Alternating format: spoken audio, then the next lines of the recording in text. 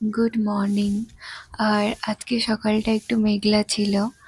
তো সকালে উঠেই প্রথম দরজাটার কাছে যাওয়া ভীষণ কষ্টের হলেও সেকেন্ড স্নান টান কমপ্লিট করে যেই দরজাটার কাছে যাওয়া হয় ওইখানে গেলেই একটা মানসিক শান্তি আসে। সেটা ভীষণ ভালো লাগে আর সারা দিনটা খুব ভালো কাটে। আর আমার দিদির ঠাকুরের ঘরটা ভীষণ ভালোভাবে সাজানো গোছানো। প্রত্যেকটা মধ্যবিত্ত বাঙালি বাড়িতে দুপুরবেলা মাছের তরকারি না হলে তো চলেই না। তার মধ্যে প্রায় প্রত্যেক দিন তো ভাপা বা ইলিশের ঝাল দেওয়া এগুলো খাওয়া যায় না।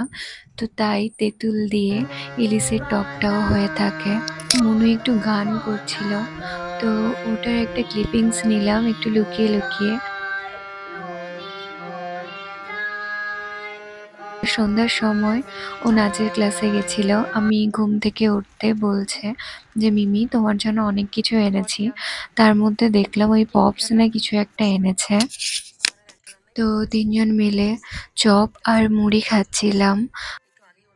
আমার এই মিনি ব্লগগুলো আপনাদের কেমন লাগছে প্লিজ কমেন্টে জানান।